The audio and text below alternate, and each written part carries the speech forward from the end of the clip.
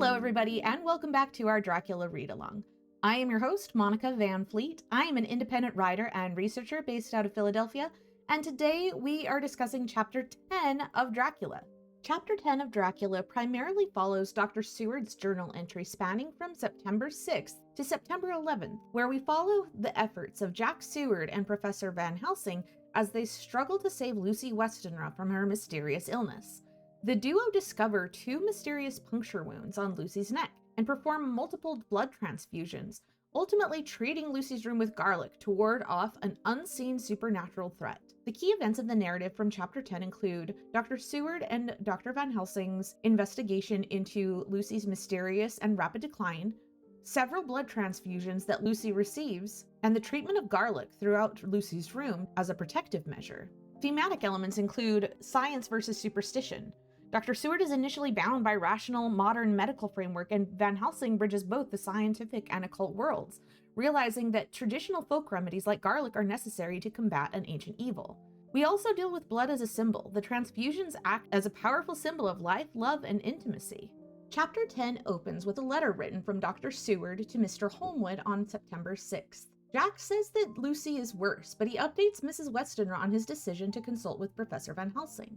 Seward updates his diary on September 7th, saying that Van Helsing hasn't revealed Lucy's condition. On page 120 of the Norton Critical Edition, Van Helsing responds, "I have for myself thoughts at the present. Later I shall unfold to you." Jack Seward responds, "Why not now?" I asked. "It may do some good. We may arrive at some decision." When Dr. Van Helsing and Dr. Seward are shown in to see Lucy, they are shocked at the decline in her condition.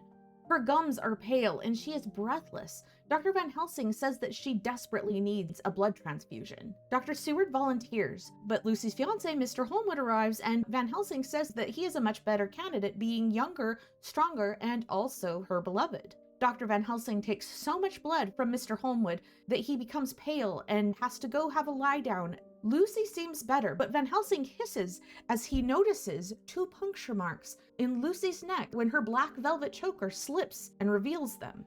Van Helsing says that he needs to leave immediately to go to Amsterdam for supplies. He leaves Dr. Seward to stay and watch Lucy. When Van Helsing returns, he cryptically announced that now they will begin. On September 8th, Lucy wakes feeling better.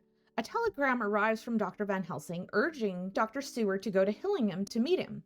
On the night of September 9th, Lucy sees Seward's exhaustion and urges him to rest in another room, and she leaves the door open, intending to call him if she needs him. Before going to sleep, Lucy writes in her diary on September 9th, "I feel so happy tonight. I have been so miserably weak that to be able to think and move about is like feeling sunshine after a long spell of east wind out of a steel sky. Somehow Arthur feels very, very close to me. I seem to feel his presence warm around me. I suppose it is that sickness and weakness are selfish things, and turn our inner eyes and sympathy on ourselves, whilst health and strength give love rein, and in thought and feeling he can wander where he wills. I know where my thoughts are, if Arthur only knew. My dear, your ears must tingle as you sleep, as mine do waking. Oh, the blissful rest of last night, how I slept, with that dear good Dr. Seward watching me.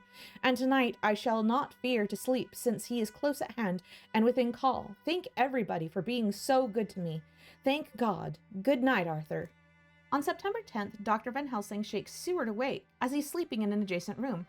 When they go to check in on their patient, they discover that she's much worse again. They describe her as nearly white from lack of blood and worse off than ever. Van Helsing says she needs another transfusion immediately, and with no Arthur available, Dr. Seward steps up to provide the life-giving blood. For Dr. Seward, the transfusion seems to be some sort of rapturous act of love. Once Lucy is asleep again under Dr. Seward's guard, Van Helsing rushes off to the telegram office. Lucy awakes but can't remember the night before. Van Helsing says that he'll keep watch so that Dr. Seward can get some rest. The next day, Seward finds Van Helsing optimistic and Lucy much stronger. Van Helsing receives a delivery of a large amount of garlic flowers. Lucy jokes about the smell, but Van Helsing warns that she needs to cooperate, and he smears garlic all over her room. Lucy promises to wear a garland of garlic that night, and Dr. Seward wonders if Van Helsing is trying to keep out evil spirits.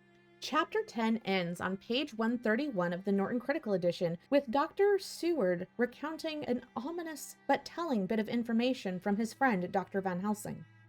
Van Helsing said, "Tonight I can sleep in peace, and sleep I want. 2 nights of travel, much reading in the day between, and much anxiety on the day to follow, and a night to sit up without to wink. Tomorrow in the morning early you call for me, and we come together to see our pretty miss. So much more strong for my spell, which I have work, ho. He seemed so confident that I, remembering my own confidence 2 nights before, and with the baneful result, felt awe and vague terror. It must have been my weakness that made me hesitate to tell it to my friend, but I felt it all the more, like unshed tears." At this point in the book, Dr. Seward seems frustrated by his own lack of knowledge regarding Lucy's condition, and Mr. Holmwood is desperate. Van Helsing seems to provide the boys with the leadership that they've been waiting. But that being said, he offers an odd model for that leadership. He is an expert. He acts decisively and quickly to stabilize Lucy's condition. He seems to know why Lucy is sick, and he is the expert in such matters. He demonstrates concern to Seward, optimism to Mrs. Westenra, and kindness to Lucy. But what he doesn't do is explain himself or answer questions. He insists on justifying his behavior through an elaborate metaphor that subtly assigns him some sort of godlike judgment. Van Helsing establishes himself as a man of paradox. He's both endearing and irritating. Chapter 10 includes several very telling scenes where the men model various definitions of the Victorian ideal of masculinity, especially in the blood transfusion scenes. This is also a hint to the cutting-edge, up-to-date technology Bram used when he wrote his classic Gothic novel. And that is the end of Chapter 10. In this week's Substack Deep Dive, we're going to be going deeper into the topic of The Blood is the Life, where we will discuss exactly what it was Victorians thought about all of this symbolism related to blood. And next week, a wolf will mysteriously escape from the zoo.